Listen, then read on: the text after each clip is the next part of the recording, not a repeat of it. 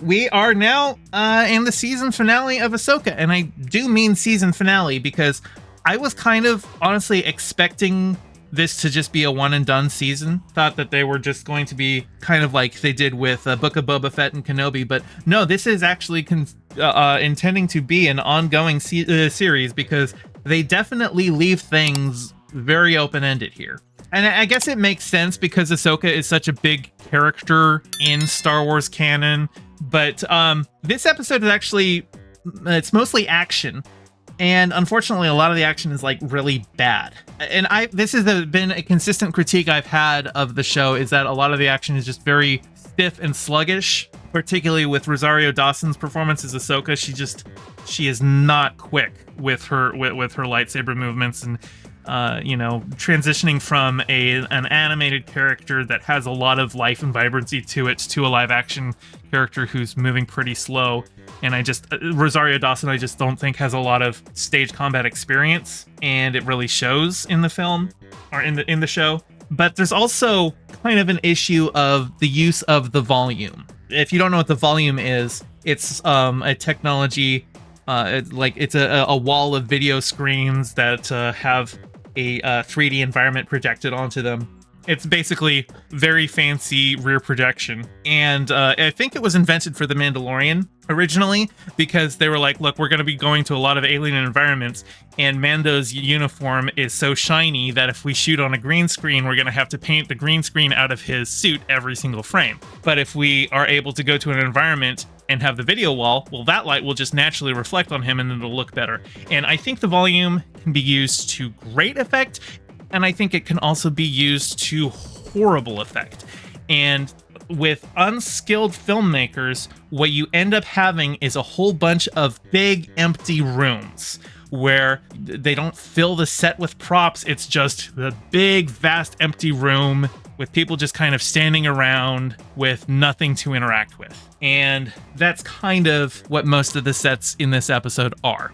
And so you have things like Ahsoka and Ezra and Sabine taking on a whole bunch of stormtroopers by just standing out in the open in the middle of a room and waving their lightsabers around. There's not a lot of energy to it. And also, like, the stormtroopers have never been a threat in Star Wars ever. They're always just there to, be the mooks that you cut through.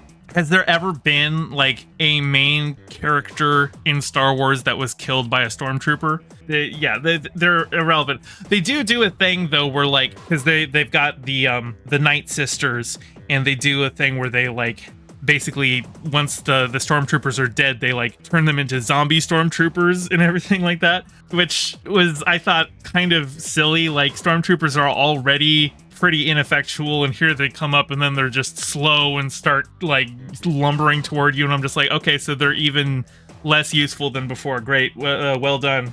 As for some of the other things that I was hoping for a resolution to, Baylan Skoll, he's barely in this episode. We really only see him a bit at the end, but it's very obvious that they intended to continue his character on, and I hope that they do. I hope that they recast him, because Ray Stevenson, it's going to be a performance that I think is going to be difficult to top, but I think they owe it to him to try. I really like his character, and I really want to see more of him going forward. Transgirl Jade says, didn't Dawson do Ahsoka's voice in Rebels? No, it was the original actress who did it on Clone Wars. She also did it in Rebels. Rosario Dawson was cast as Ahsoka for The Mandalorian. There's a clear threat of Thrawn's return that is kind of realized in this episode. Obviously, I knew Thrawn was going to make it to the main galaxy. I knew they weren't going to be able to stop him, just because you don't bring in Thrawn only to have him not come back to the galaxy and help try and rebuild the Empire and start the First Order, right? You don't introduce Thrawn only to waste him for one season of a show. But I really hope, because actually the way that this ends, like, spoilers, we're in the season finale now, and it's kind of important to talk about where the show can go from here, is that Ahsoka and Sabine actually get left behind in the other galaxy. Ezra is able to get onto the Star Destroyer, and he makes it back to the Rebels, or they're not the Rebels anymore, to the New Republic. So they got Ezra home, but now Ahsoka and Sabine are stranded in a galaxy far, far away. But on the planet is also Baylan Skoll and his apprentice, and I think there's some Imperial remnant that's still there on the planet. So there's still stuff that can happen on that other planet. So that's probably going to be a big story for season 2. I saw this tweet, and it said, "This is a tough question. Would you rather have Ahsoka season 2 or a live-action season of Rebels?"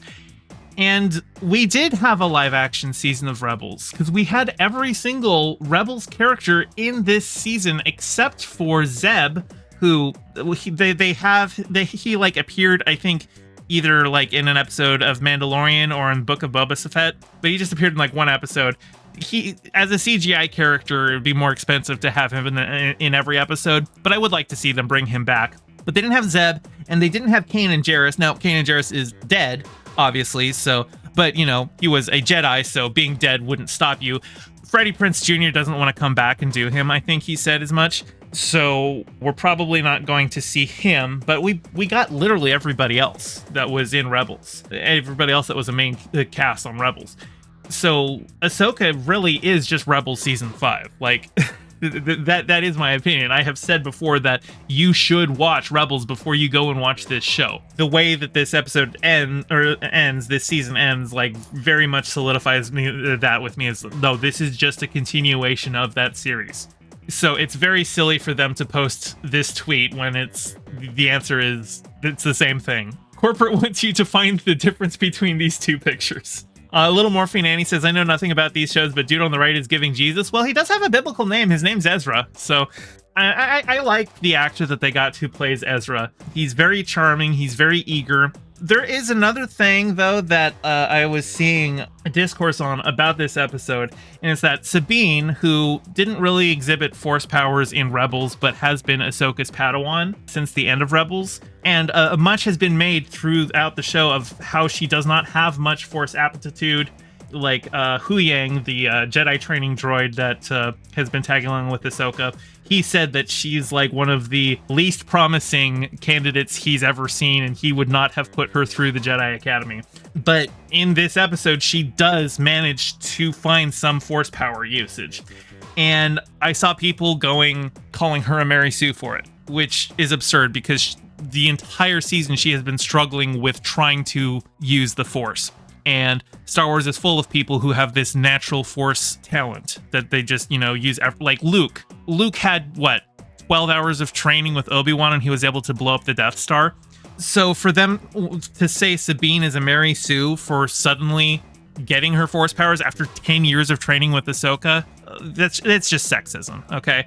Also, Sabine comes from a hell of a lineage because Yoda trained Dooku, who trained Qui-Gon, who trained Obi-Wan, who trained Anakin, who trained Ahsoka, who trained Sabine. That is a hell of a lineage.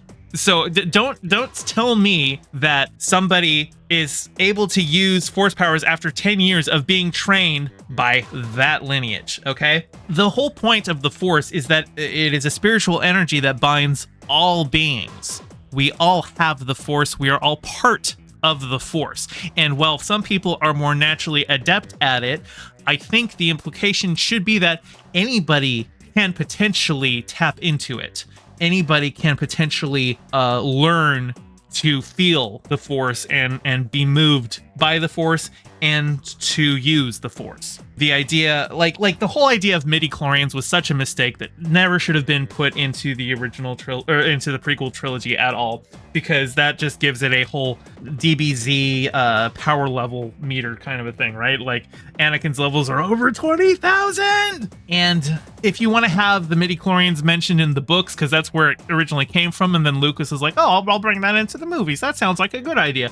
No, I like the idea of the Force as a mythical, spiritual energy, and trying to ground it too much in science when Star Wars really isn't a hard sci-fi series. It's space opera. I really think treating it with its due mystical reverence.